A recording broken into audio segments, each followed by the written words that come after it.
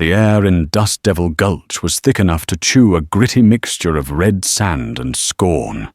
When the gavel fell at the territorial auction, it wasn't for a prize bull or a parcel of land, but for a woman's indenture. Clayton Thorne, a man more comfortable with the quiet company of his cattle than the boisterous judgment of men, laid down a sum that made the saloon go quiet, then erupt in laughter. He had bought himself a bride. A silent bride. As he led her away, a wraith in a faded calico dress, the whispers followed them like carrion crows. They didn't see a lonely man's desperate grasp for companionship. They saw a fool buying damaged goods. But they could not see the storm in her eyes, nor the deep, aching void in his heart that he prayed she might one day fill. The laughter was the worst part. It wasn't a good-natured ribbing. It was the cruel, sharp-edged sound of men who felt superior. Clayton Thorne felt the heat of it on the back of his neck, a more potent force than the blistering Arizona sun.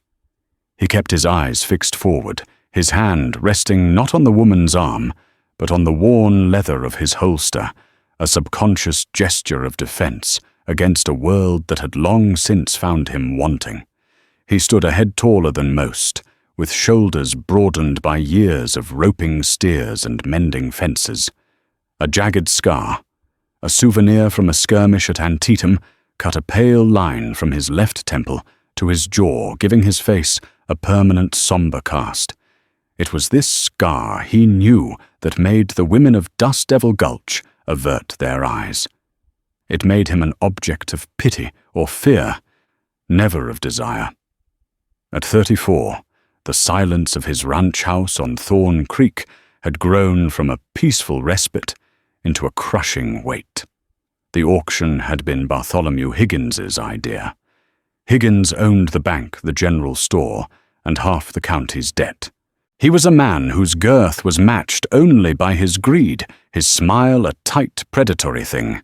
The woman whose name was listed on the indenture papers as simply Rosalind was the daughter of a failed prospector from up north, a man who had borrowed heavily from Higgins and paid with his life in a supposed mining accident. His worldly goods, including his daughter's 5-year indenture, were now the property of the bank. A fine specimen, Gentleman Higgins had bellowed from the saloon steps, his voice slick with whiskey and avarice. Strong back, good teeth, and quiet. Lord, is she quiet.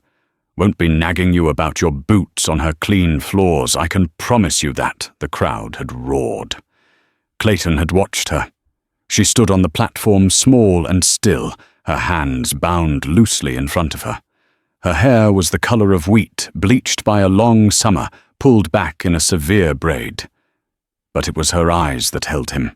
They were the color of a twilight sky, a deep, bruised violet, and in them he saw not emptiness, but a roaring inferno banked down to embers. She didn't flinch. She didn't cry. She simply stared out over their heads, as if seeing a horizon no one else could. The bidding was a joke at first. $1 from a drunken cowhand, 2 from another looking for a cheap housekeeper.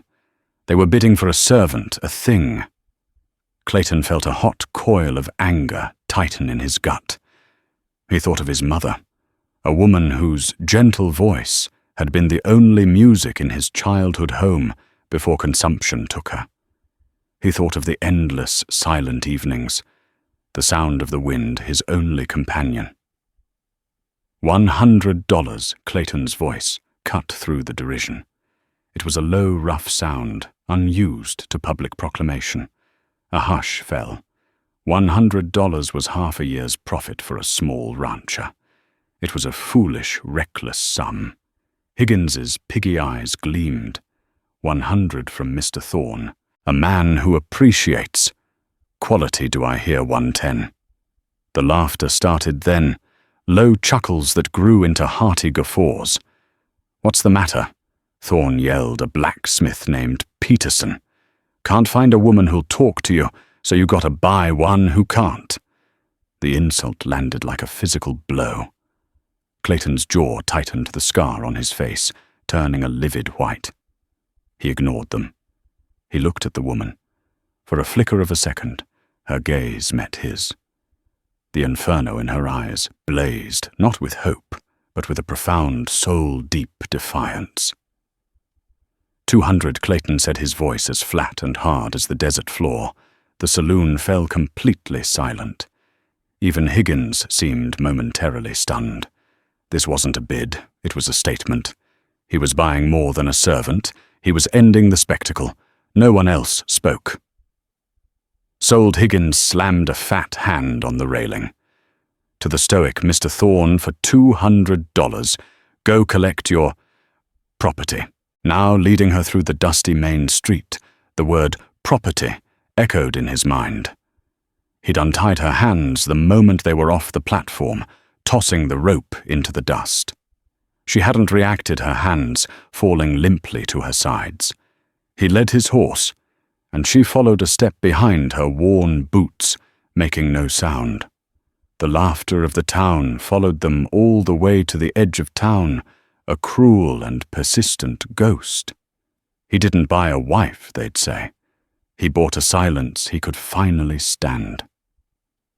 They walked the 2 miles to his ranch without a word exchanged. The sun beat down and the heat shimmered off the baked earth. He offered her water from his canteen, once holding it out to her. She looked at the canteen, then at him, her violet eyes unreadable. After a long moment, she took it, drank sparingly, and handed it back, her fingers brushing his for a brief electric second. Her skin was cool despite the heat.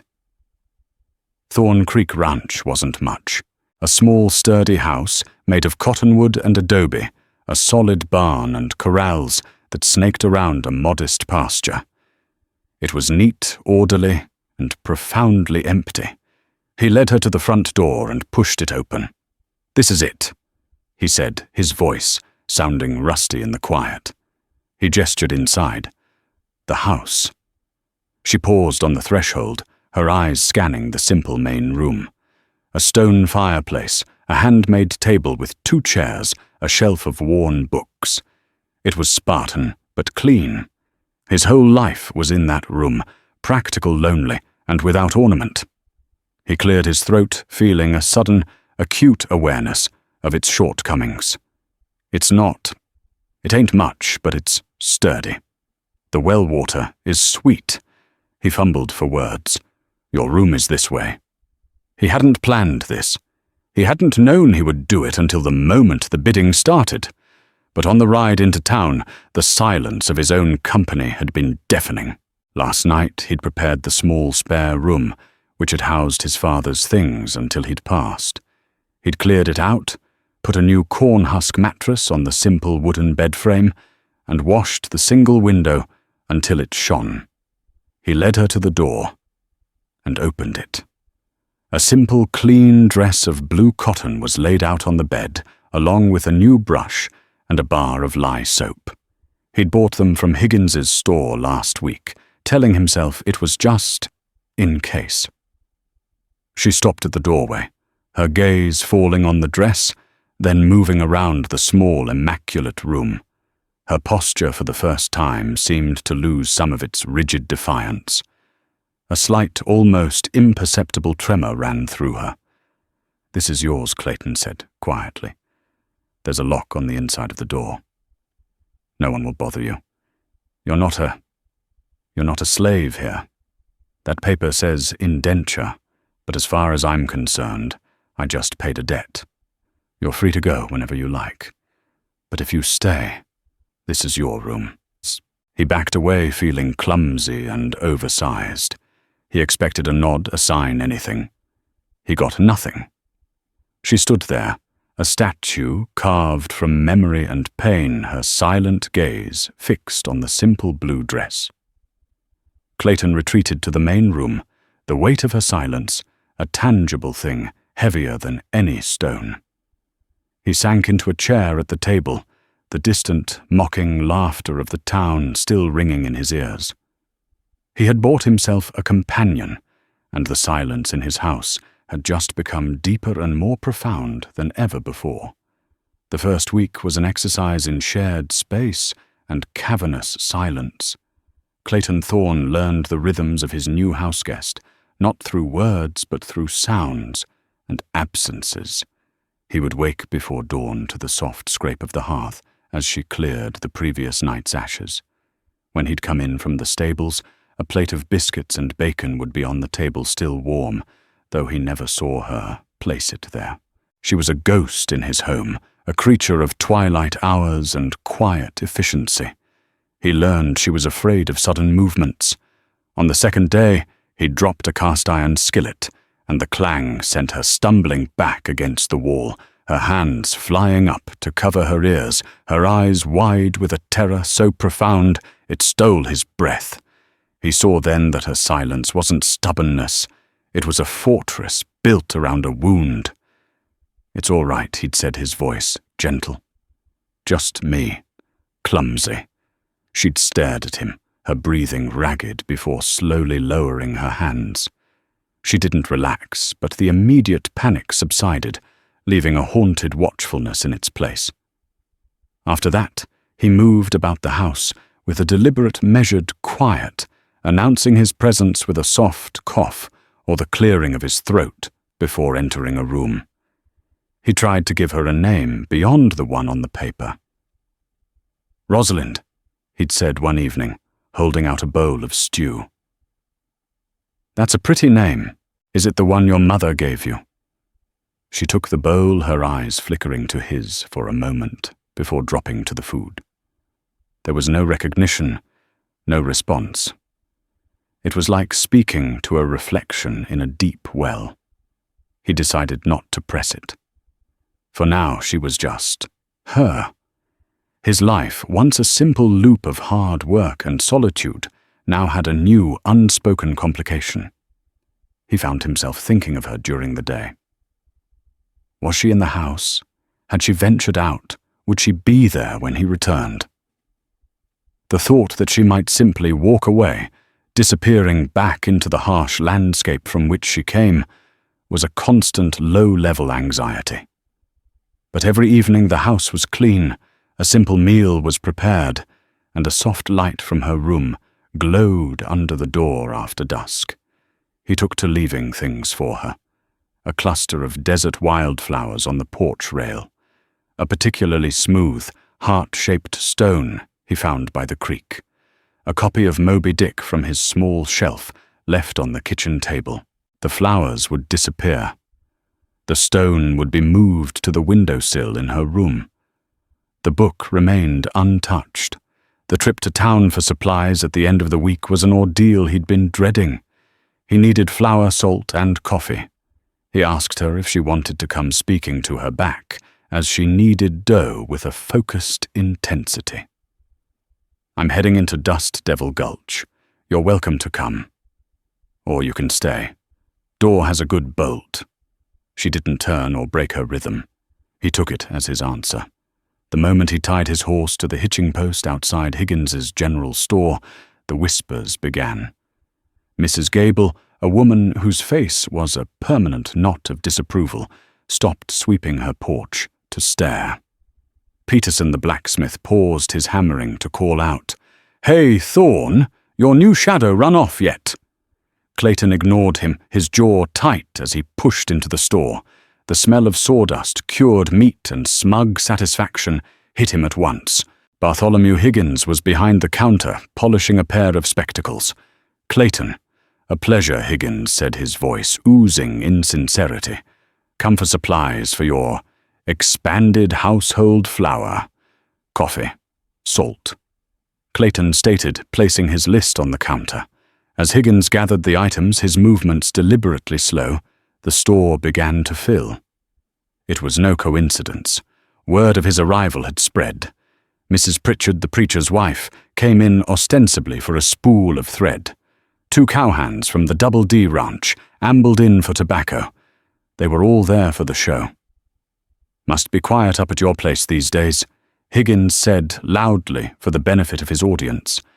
"A man could get used to that, I suppose." No female chatter to distract from important thoughts. Some men prefer the sound of their own voice. Clayton replied, his voice low and even. Higgins's smile tightened. Perhaps, but a home needs a woman's touch, doesn't it? Tell me, has she settled in, proven to be a good investment? The word investment made Clayton's hand twitch towards his pistol. He forced it to stay still, flat on the counter. She's a human being, Bart. Not a mule. Of course, Higgins said, raising his hands in mock placation. A figure of speech. Still, you paid a hefty price. I trust you're getting your money's worth. Does she cook clean? His voice dropped to a conspiratorial, greasy whisper. Is she accommodating? The store went silent. The cowhands snickered. Mrs. Pritchard gasped, a performative display of shock that she did nothing to conceal. Clayton leaned forward, his eyes locking with Higgins's. The good-natured rancher was gone, replaced by the man who had survived the horrors of Antietam. You will never, he said, each word, a chip of ice, speak of her that way again. Do you understand me? For a moment, Higgins's bluster failed him. He saw the cold promise of violence in Clayton's eyes and took a half-step back. But his arrogance was a resilient weed. He puffed out his chest. My dear Thorne, I meant no offense. It was a simple private inquiry. There's nothing private about it when you've got the whole town listening, Clayton countered, nodding his head towards the others. He looked at each of them in turn, the smirking cowhands, the gossiping women. His gaze was cold and unforgiving. Her name is Rosalind. She is under my protection. If I hear one more whisper, one more joke, I'll hold every last one of you accountable. Starting with you, Bart. He threw his coins on the counter, grabbed his supplies, and turned to leave. The crowd parted for him, their smirks replaced by expressions of surprise and a newfound grudging respect. They had thought him a quiet fool. They were now seeing a quiet man with a steel spine. When he returned to the ranch, the sun was low, painting the sky in shades of orange and violet. He was still seething, the ugly encounter churning in his gut. He walked into the house, dropping the heavy sack of flour on the floor. The table was set for one, a plate of cold meat and bread. His heart sank. She was gone. He had known it was a possibility, but the reality of it was a sharp, painful blow. The house was once again just a collection of wood and stone, filled with his own crushing loneliness. He walked to her room, the door slightly ajar. He pushed it open. The room was empty, the bed neatly made. The blue dress he'd bought her was gone.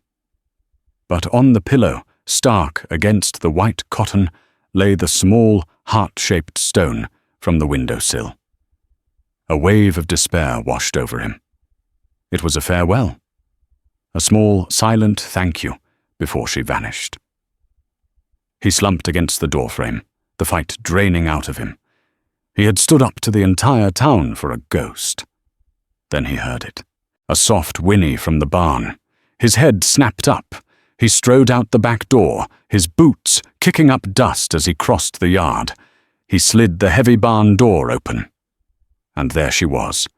She was in the stall with his mare Daisy, a gentle old girl with a lame foreleg.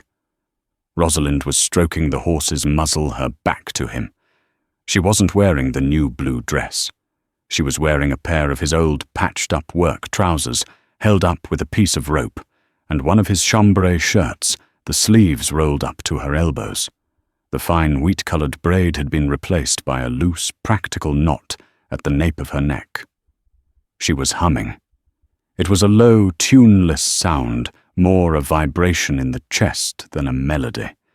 It was the first voluntary sound he had ever heard her make. She was crooning to the horse, her hands moving with a confident gentleness over its neck and shoulders. Daisy, usually skittish around strangers, had her head lowered, her eyes half closed in contentment. She must have sensed his presence, because she stiffened, and the humming stopped. She turned slowly, her violet eyes wide in the dim light of the barn. She looked from his face, down to her borrowed clothes, a flicker of what looked like shame crossing her features. Clayton found his voice. "They suit you," he said, his own voice, hoarse with emotion. "The clothes. You look like you belong here." She didn't smile, but the tension in her shoulders eased. She gave the mare one last pat, and then slipped past him out of the barn and back towards the house, a silent figure in borrowed clothes, silhouetted against the dying sun. Clayton stayed in the barn for a long time, listening to the soft sounds of the animals. The stone on the pillow hadn't been a farewell. It had been a message, a silent, unspoken agreement. "I am still here. I am staying." And for the first time since he'd brought her home, Clayton Thorne allowed himself to feel a sliver of hope. The seasons began to turn the fierce heat of summer, giving way to the crisp, cooler nights of autumn. The unspoken rhythm of their life together solidified into a routine that was as comfortable as it was silent. Clayton would work the ranch, mending fences, tending the cattle and preparing for winter. Rosalind, as he now thought of her, took over the domain of the house and the garden. She had a preternatural skill with growing things. The small, dusty patch of land behind the house, which Clayton had long since abandoned, flourished under her care. She coaxed stubborn vegetables from the dry soil, squash beans, hardy greens, and tended a small patch of herbs that filled the air with the scent of thyme and rosemary. She worked with a quiet, fierce determination, her hands once pale and soft, becoming calloused and capable. Their communication evolved into a complex language of its own. A plate left on the oven meant his dinner was being kept warm. A bucket of clean water by the door meant she'd already drawn from the well. He in turn would leave a freshly repaired tool on the porch for her garden, or a piece of leather to patch her worn boots. They were two planets in a shared orbit, held together by a silent gravity. He started talking to her, not expecting a reply, but simply to fill the space. He'd tell her about his day, about a stubborn calf or a coyote sighting. He told her stories about his father, the man who had built this ranch with his bare hands. He read to her in the evening, sitting by the fire while she sat at the other end of the long table mending clothes. He read from the Bible, from Shakespeare, from weathered dime novels. He read not for her, but for them, for the shared space they inhabited. She never looked up, but he noticed she would stop her work when he reached a particularly dramatic passage, her needle poised in mid-air listening. But the ghost of her past was never far. It lived in the hard line of her jaw when she thought she was unobserved, and in the way she would sometimes stare at the distant horizon, her eyes filled with a desolation that chilled him to the bone. And it came for her in the night. The nightmares started in the late fall. He was woken one night by a sound that was not quite a scream, but a choked, guttural cry of pure terror. He was out of his bed in an instant, his gun in his hand, his heart pounding.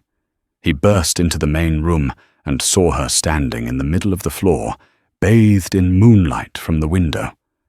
She was asleep, her eyes wide open, but seeing nothing in the room. Her hands were clenched at her sides, and she was trembling violently. "No," she whispered the sound, a ragged tear in the fabric of the night. "No, please."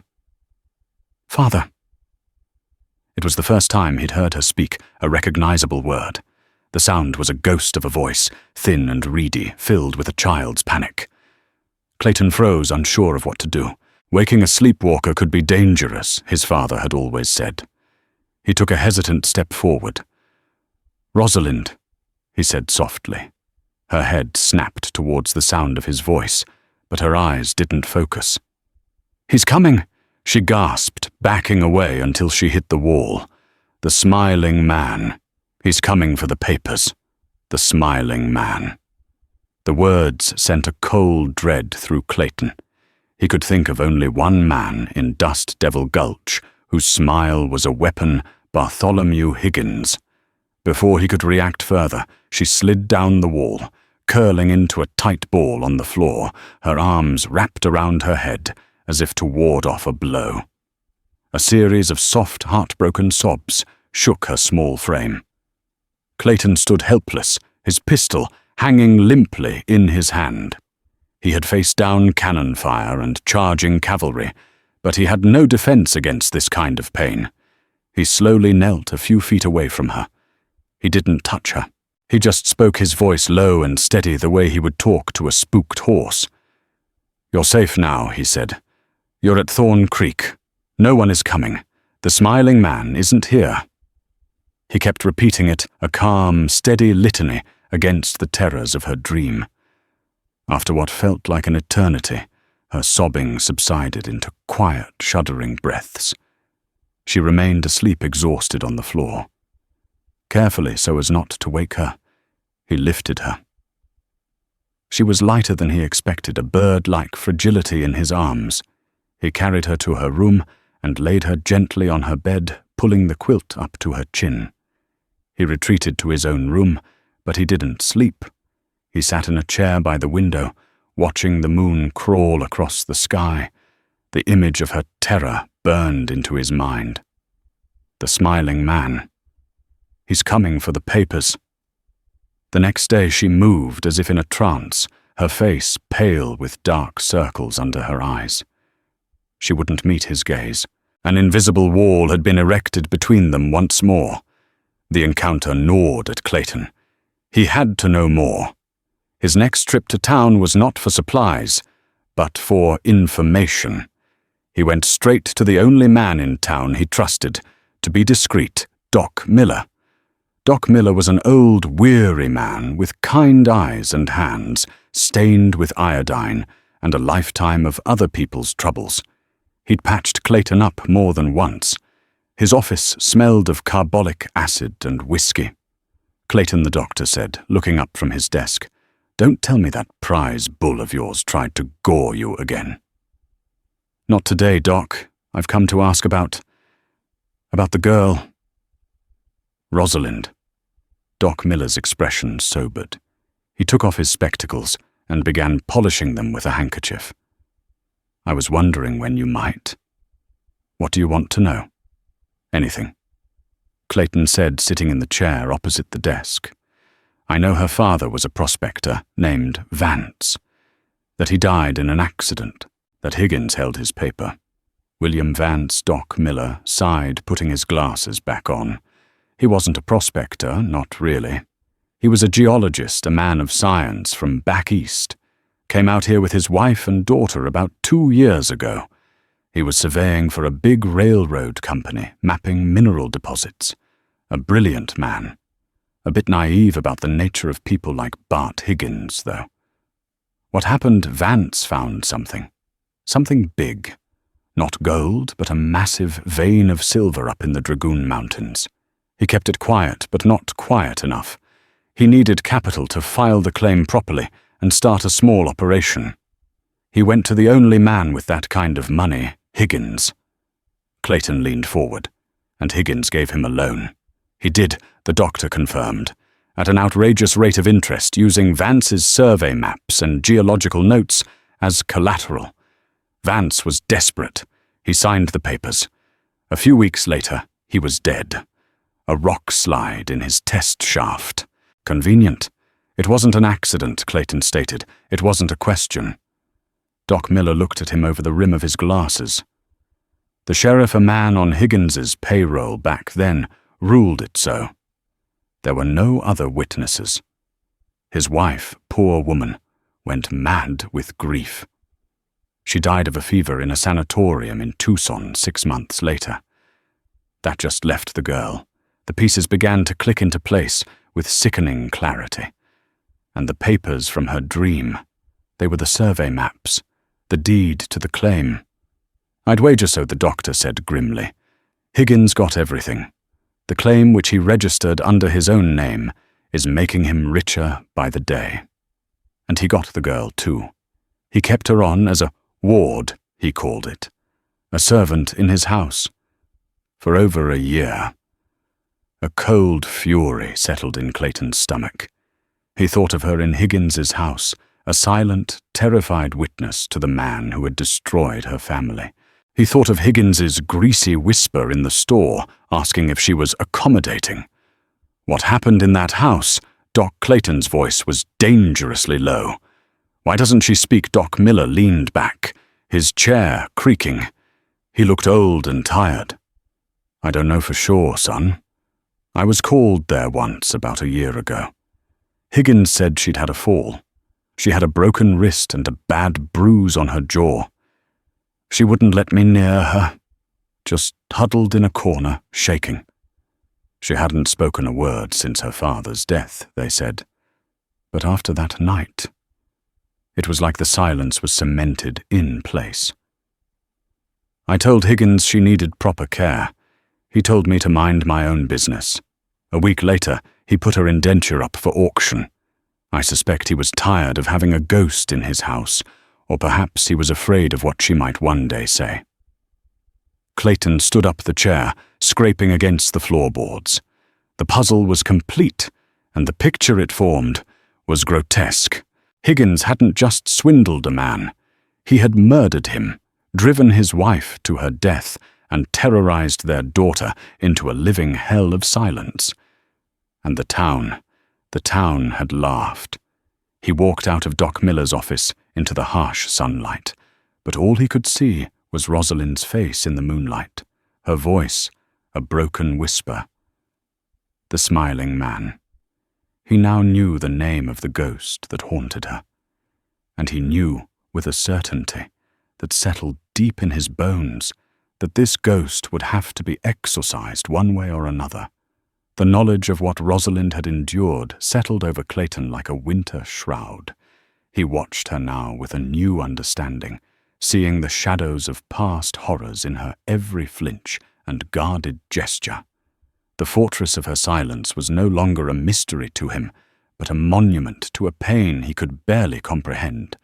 His anger towards Higgins simmered a constant low heat beneath the surface of his days, but he knew a direct confrontation would be foolish. Higgins owned the town, including the new sheriff. Justice wouldn't be found in a courtroom. He focused instead on the only thing he could control, the sanctuary of his ranch. He resolved to make it a place where she could feel not just safe from the world, but safe within herself. The first snow of the season fell in early December, a fine white powder that dusted the mountains and turned the world quiet and clean. Clayton spent the day securing the cattle and reinforcing the barn against the coming cold. When he finally came inside, shaking the snow from his coat, he found Rosalind staring out the window, her hand resting on the cool glass. She was watching the snowflakes drift down her expression, one of quiet wonder, the haunted look momentarily gone from her eyes. On the table was a bowl of thick, steaming beef stew, rich with the vegetables from her garden.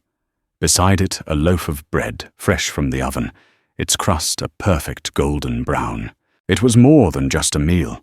It was a silent offering of warmth against the cold, a gesture of care that spoke more loudly than any words. He ate in his usual silence, but it felt different tonight. Less empty. After dinner, he stoked the fire until it blazed, casting flickering shadows on the walls. He picked up his book, but instead of reading, he found himself just watching her. She was darning one of his socks with small, precise stitches, her head bent over her work, her wheaten hair glowing in the firelight. A thought bold and terrifying entered his mind. He wanted to know her. Not just the silent woman who shared his home, but the person buried beneath the trauma. He put the book down. "Rosalind," he said, his voice soft. She looked up, her violet eyes questioning. He cleared his throat, feeling as nervous as a schoolboy. My mother. She used to play the piano.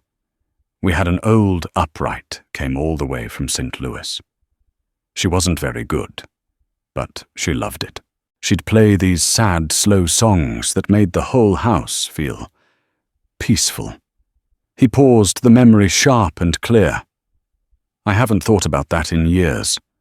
He didn't know why he'd told her that. It was a piece of himself he'd never shared with anyone. He expected her to look away, to retreat back into her shell. Instead, she just watched him, her gaze steady, her hands still in her lap. She was listening. Emboldened, he continued. He told her about growing up on the ranch, about his father, teaching him how to read the clouds for rain. He told her about the war, not the battles and the bloodshed, but the quiet moments in between, the smell of chicory coffee on a cold morning, the shared jokes with men whose names he could no longer remember, the crushing homesickness. He spoke of the scar on his face, not as a mark of heroism, but as a reminder of a single moment of foolishness that had nearly cost him his life. He talked for over an hour, the words pouring out of him, filling the silent house with the story of his life.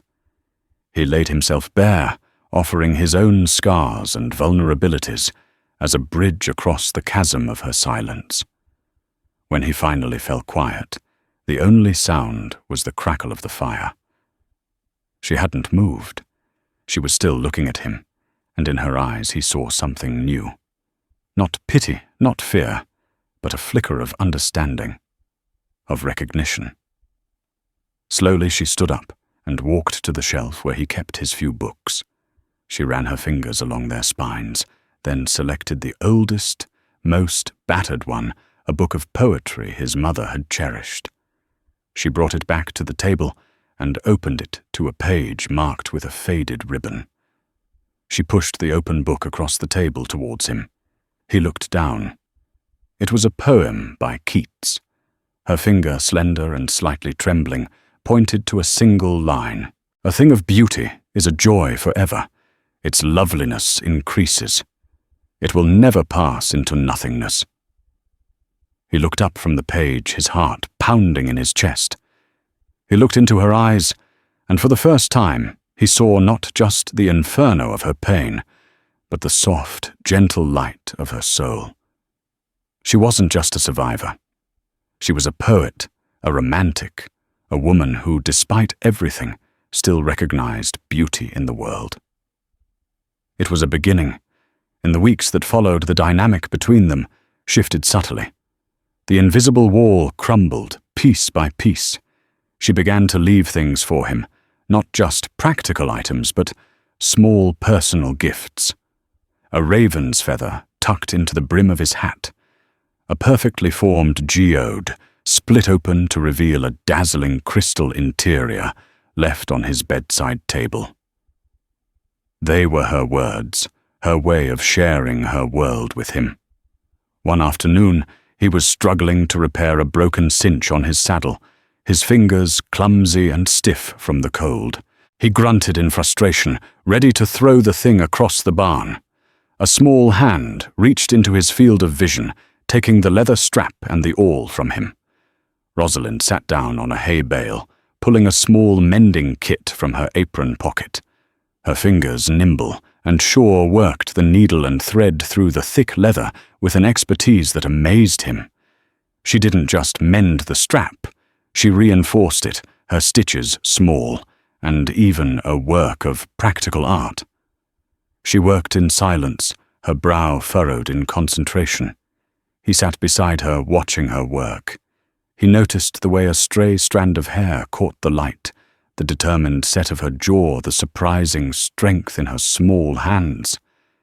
In that moment, surrounded by the smell of hay and leather, he realized the truth that had been growing in his heart for months. He loved her. It wasn't a desperate, lonely love for a companion. It was a deep, profound love for this specific woman, for her resilience, her quiet strength, her hidden well of beauty. He loved the ghost of a voice he'd heard in her nightmares, and the silent poet who spoke to him through stones and verses. When she finished, she held the repaired cinch up for his inspection. It was stronger than it had been when it was new. "Thank you," he said, his voice thick with an emotion that went far beyond gratitude. She met his gaze, and for the first time, the corner of her mouth tilted upwards in a small, hesitant smile. It was the most beautiful thing he had ever seen. It was a promise of spring after a long, hard winter. It was hope. He reached out his calloused hand, gently touching her cheek. She didn't flinch. She didn't pull away. She leaned into his touch, her eyes fluttering shut for a brief second. The connection between them was a palpable current, a silent and complete understanding that needed no words. The town might still see a fool and his silent bride, but here in the quiet of the barn, a man and a woman were slowly, carefully learning the language of the heart. The fragile piece of Thorn Creek Ranch was shattered by the arrival of a rider. It was early spring, the land still soft from melted snow, and the air held the clean scent of new life. Clayton was out near the northern pasture when he saw the lone figure approaching, not on the main track from town, but cutting across country. It was one of Higgins's men, a hired gun named Fletcher, with cold eyes and a cruel mouth. Clayton's hand instinctively went to the Colt peacemaker on his hip. He rode to intercept him, meeting him at the property line. "This is private land," Fletcher Clayton said, his voice flat. Fletcher spat a stream of tobacco juice near Clayton's horse. "Mr. Higgins sent me. He wants to see you. In town. Now. If Higgins wants to see me, he knows where I live." "It ain't a request," Fletcher sneered. "It's about a debt." Clayton's blood ran cold. He was meticulous with his finances. He owed no man anything. "I have no debts. Mr. Higgins says you do. Says the indenture for the girl was just a down payment. That there were additional fees for her transport and keep. Says the contract you signed gives him the right to reclaim his property if the full balance ain't paid. It was a lie, a fabrication so blatant it was laughable, but it held the threat of perverted law. Higgins was making his move. "You tell Higgins I'll be in town," Clayton said, his eyes hard as flint. "But I'm coming on my own time." Fletcher smirked. "Don't take too long. Mr. Higgins is an impatient man." He wheeled his horse and galloped away. Clayton watched him go, a knot of ice forming in his stomach. He knew this wasn't about money. Higgins had seen the change in him, had likely heard from his spies in town that the silent girl hadn't run off, that something was growing at the Thorn Creek Ranch. Higgins couldn't stand it. He wanted to crush it. He wanted Rosalind back, not for her value, but to ensure her silence remained permanent. He rode back to the house, his mind racing. When he entered, Rosalind was at the table grinding corn into meal. She looked up, and the placid calm on her face immediately vanished. She saw the storm in his eyes. She stood up, her hands covered in white powder, her body tense. He had to tell her. He couldn't protect her from this by hiding it. "Higgins sent a man," he said, his voice grim. "He's making a claim. He says he still owns your indenture. He's lying, but he has the sheriff in his pocket. He wants you back." The color drained from her face. The terror he'd seen in her nightmares was now there in her waking eyes, stark and raw. She backed away, shaking her head, a low, guttural sound of denial caught in her throat. Her back hit the wall, and she slid down to the floor, just as she had done that night. The smiling man was no longer a dream. He was a real and present danger. Clayton knelt in front of her. He took her trembling hands in his. "Listen to me," he said, forcing her to look at him. "Listen. I will not let him take you. I swear on my mother's grave I will die before I let him lay a hand on you. You are not his property. You are home. Do you understand?" Her eyes, wide with fear, searched his. She saw the absolute conviction there, the iron promise. The trembling in her hands lessened slightly. She gave a single jerky nod. He spent the rest of the day preparing. He cleaned and oiled his Winchester rifle and his Colt. He boarded up the 2 back windows of the house, leaving only narrow slits to see through. He brought extra water and ammunition into the house from the barn. He was fortifying his home for a siege. Rosalind watched him, her fear slowly being replaced by a grim resolve. She didn't hide in her room. She followed him, her movements silent and efficient. She sharpened his spare knives on the whetstone. She filled every lamp with oil. She prepared a basket of bandages and fetched the bottle of carbolic acid from the medicine chest. She was no longer a victim. She was preparing for war alongside him. As dusk fell, they sat at the table in the firelight, the house transformed into a small fortress. The silence between them was not one of distance, but of shared purpose. "I should have killed him in the store that day," Clayton said more to himself than to her. Rosalind reached across the table and placed her hand over his. Her touch was firm grounding. She looked at him, and her expression was clear. "We will face this now. Together." The sound came just after midnight, the low whinny of nervous horses, the crunch of boots on gravel. Clayton blew out the lamp, plunging the room into near darkness, lit only by the dying embers in the hearth. He moved to the front window, Winchester in hand. Rosalind flattened herself against the wall near the fireplace, one of her sharpened kitchen knives clutched in her hand. It was Higgins's voice, amplified by the night's stillness. "I know you're in there. I have a warrant from the sheriff. I'm here to collect my property." Clayton could see them in the moonlight. Higgins sitting on a large horse, looking absurdly like a toad on a throne.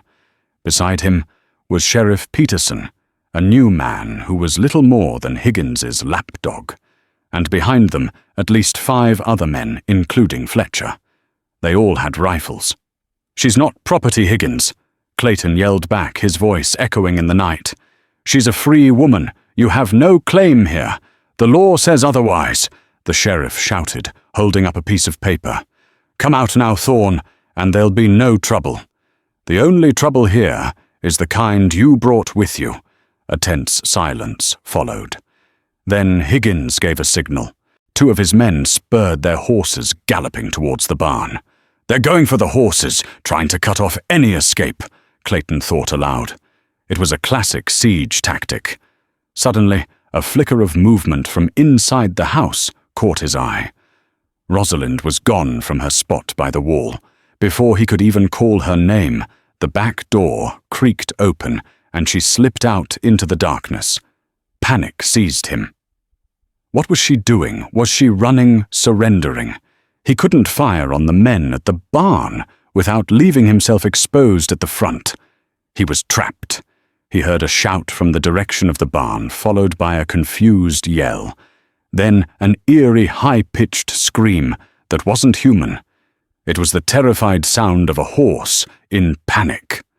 A moment later, his own horses, Daisy among them, burst from the barn, their eyes wild with fear.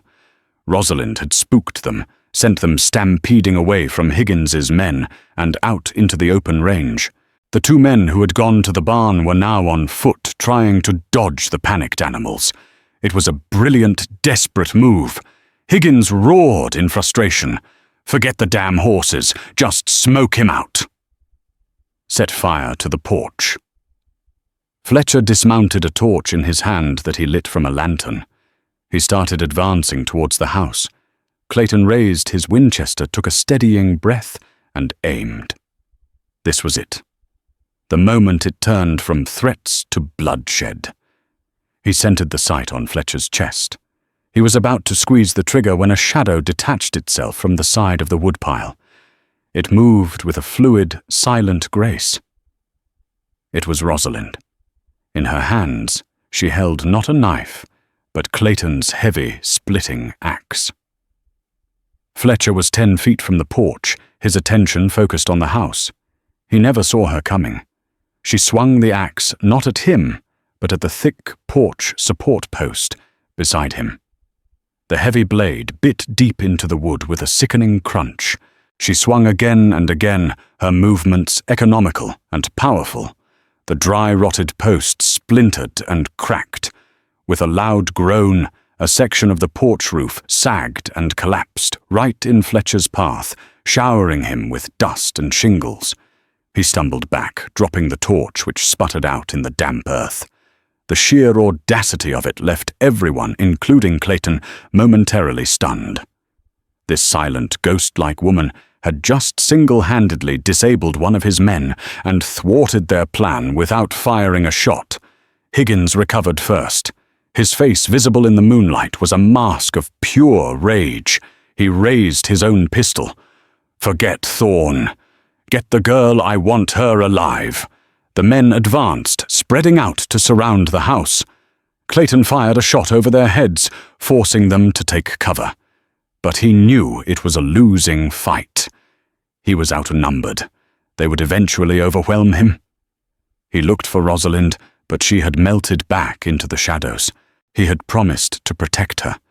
He had sworn to die for her. And as he chambered another round, the first bullet from Higgins's men splintering the window frame next to his head, it seemed he was about to make good on that promise. The ranch yard exploded in a chaos of gunpowder and splintering wood. Clayton fired with grim efficiency, but Higgins's men were advancing, determined to overrun the house. Just as they moved to set the porch ablaze, a shadow detached itself from the woodpile.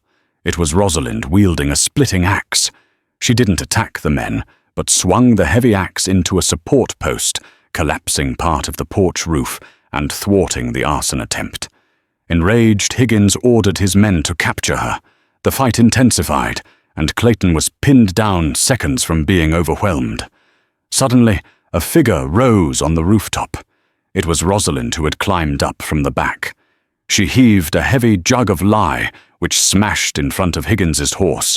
The caustic liquid sent the animal into a panicked frenzy, throwing the big man to the ground.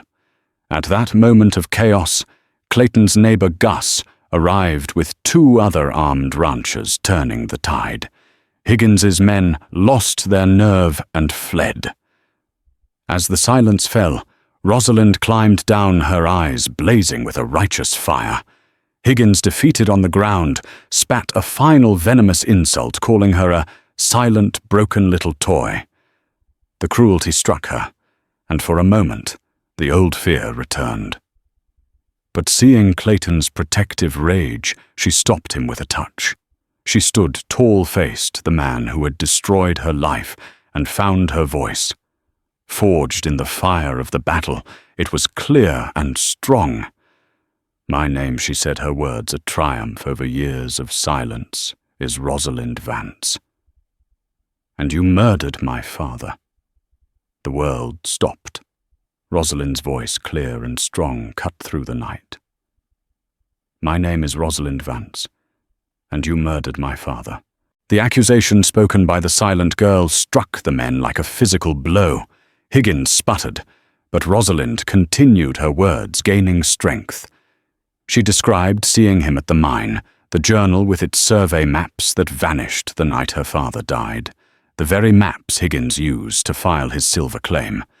It was a clear, damning testimony. Higgins shrieked that she was a liar, but no one was listening. Gus and the other ranchers who had long suffered under Higgins's thumb saw the undeniable truth in her eyes. "Arrest him," Gus told Sheriff Peterson, his rifle leveled, "or we will." Seeing his master's power irrevocably broken, the sheriff quickly shackled a protesting Higgins. As the ranchers secured the prisoners for the long ride to the territorial marshal, a profound quiet settled over the ranch. The battle was won. Clayton turned to Rosalind. She was trembling not from fear, but from the sheer, earth-shattering weight of her own liberation. He cupped her face in his hands, his heart overflowing with a love and pride too vast for words. She had saved herself, and in doing so, she had saved him. She looked up at him, her violet eyes seeing not a savior, but a partner. She saw the man who hadn't tried to force her prison open, but had simply waited with her until she was strong enough to break it down herself. A single tear traced a path through the grime on her cheek. Her lips parted, and her voice, now soft and filled with a world of miraculous love, spoke the only word that mattered. Clayton. The name was everything. It was the sound of a soul coming home. He felt his own eyes burn the hard-won composure of a lifetime crumbling. The town had laughed when he bought a silent bride, but here in the quiet dawn, the cowboy cried as she finally said his name. He leaned down and kissed her, a promise that their shared silence would now be a comfortable peace. Not a prison. Their life together became a quiet legend, a testament to a love that had found its voice in the wilderness. If the story of a lonely cowboy and the silent woman who taught him the true meaning of strength moved you, then help us share their legend. A love like theirs, born in the harsh dust of the West and forged in the fire of defiance, deserves to be remembered. Please hit that like button to show your support. Share this video with someone who appreciates a tale of true grit and unexpected love, and subscribe to our channel for more stories from the untamed heart of the Old West. Your support allows us to keep these legends alive. Let us know in the comments below what part of Clayton and Rosalind's journey resonated with you the most. Thank you for listening, and may you find your own voice in the wilderness.